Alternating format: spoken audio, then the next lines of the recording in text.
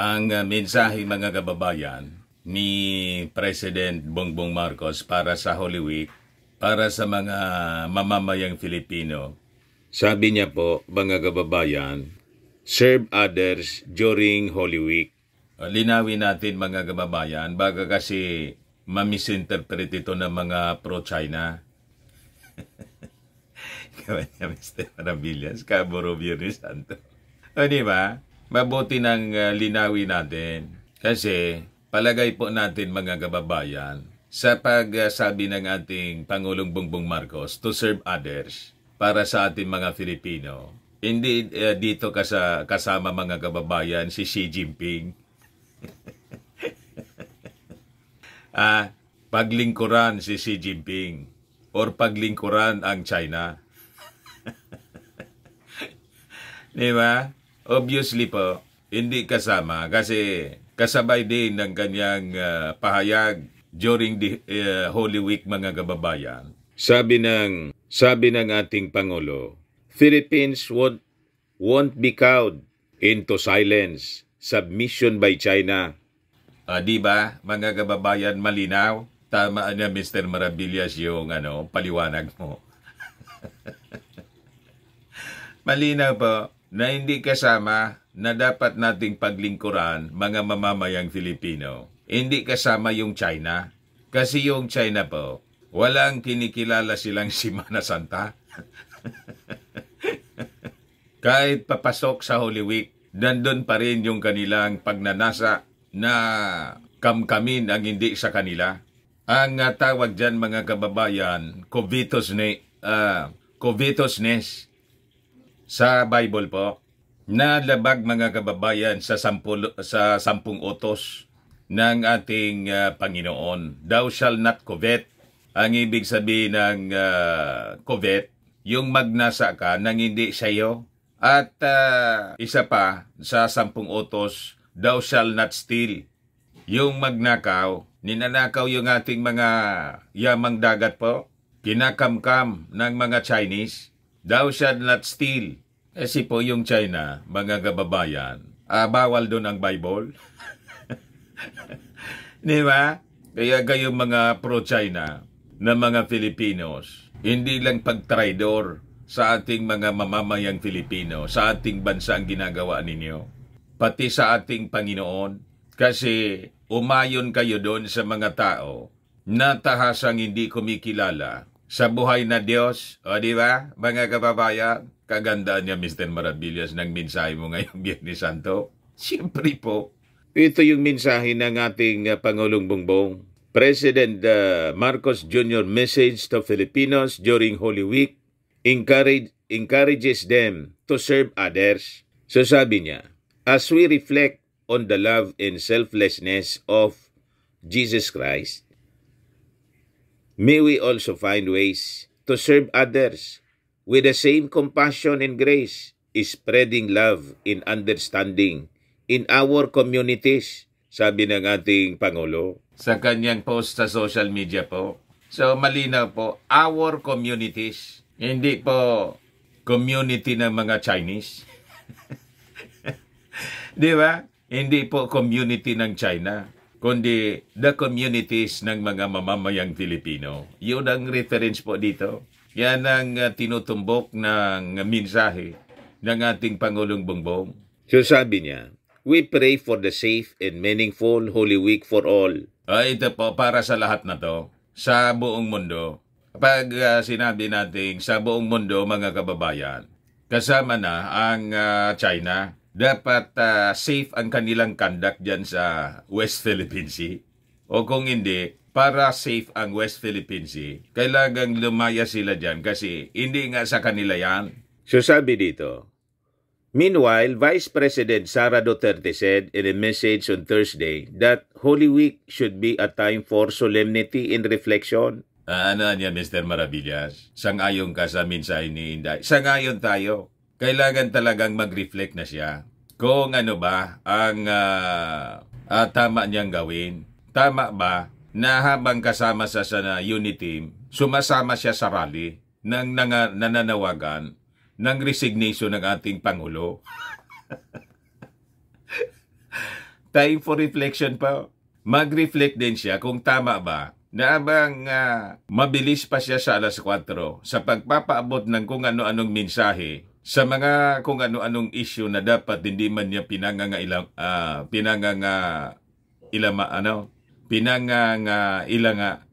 nangingialam na lang.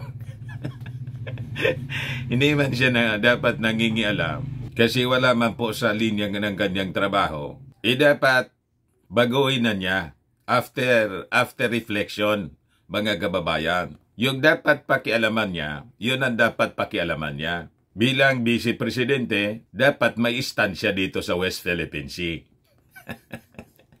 Tama po? At bilang Filipino. Hindi yung silent siya pagdating dito sa West Philippine Sea bilang Vice Presidente at bilang Pilipino, pero may sinasabi siya lagi sa kung ano-ano mga issue tungkol sa kinasangkutan na problema ni Pacquiao. Di ba? Malayo sa kanyang trabaho. Yung issue sa ICC, malayo din sa kanyang trabaho. Lalo na sa confidential funds, mga kababayan. Hindi man niya kailangan. Wala sa trabaho niya as DepEd Secretary, yung national security. Pero adya Mr. Marabilla, si Pologa niya, may mensahe din, di ba? May mensahe din, mga kababayan. Ang mensahe niya, as we repose niya and pray this Holy Week, and reflect on the Savior Jesus Christ, as He is nailed to the cross, we shall also reflect on why you nail everything to the Vice President. Yung bakit daw tinuturo lagi yung Vice Presidente, walang sinasabi pagdating sa issue ng West Philippine Sea. Siyempre naman. Kasi ang dami niyang sinasabi sa kung ano-anong bagay. Alatang-alata man po. Pagdating po sa pang-abuso ng China, wala man siyang sinasabi. Ni isang salita. Ayaw bumuka yung kanyang bibig. Kami naman po, hindi man nagtataka kasi alam namin na love ninyo ang China.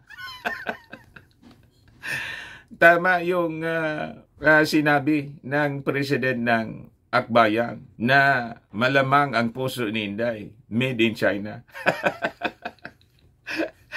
O, di ba? Pero andyan, Mr. Maravillas, ano yung sinabi ng ating Pangulo na never to surrender, never to submit dito sa pang-aabuso ng China. Yun ang sabi ng ating Pangulong Bongbong Marcos. So sabi niya, the Philippines will not be bullied into silence as he vowed actions to counter China's aggressive behavior dito po sa West Philippine Sea.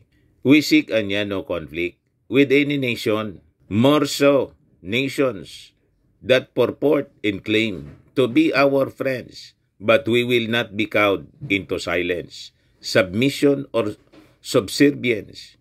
Filipinos do not yield. Yan ang totoong matapang na Pangulo. Hindi siya mayabang. Tama lang yung kanyang mga sinasabi. Naninindigan lang po sa tama. Pero hindi tayo nakikipag-away. We do not seek conflict niya sa kahit anong bansa. Pero magsasalita tayo para sa tama.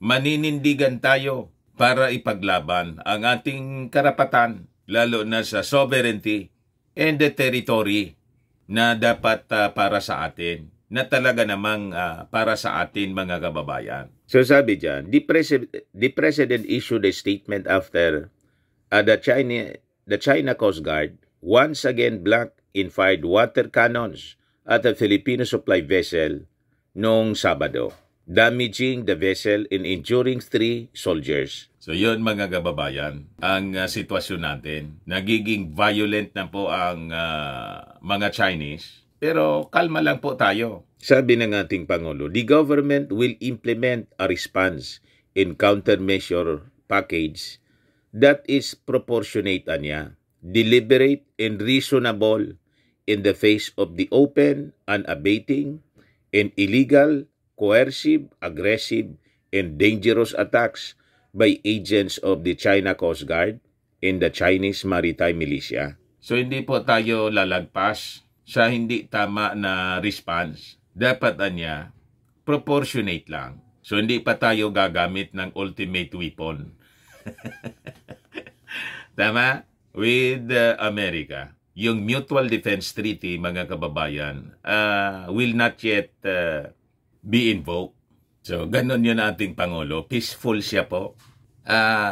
He is still seeking peaceful solution dito sa ating problema sa West Philippines Sea, despite sa mga abusive actions, coercive, aggressive actions, nananakit na po sa atin. Violent na po yung ginagawa nila.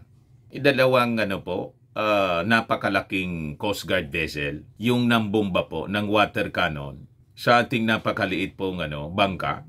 Ganon kabuli at kasama ng ugali, mga kababayan, nitong China na mahal ni Inday. May paminsahe pang Mandarin. Noong 74th founding anniversary ng China. Marcos added that he has been in constant communication with the international allies and partners who offered to help the Philippines in protecting and securing its sovereign rights and jurisdiction while ensuring peace and stability in the Indo-Pacific.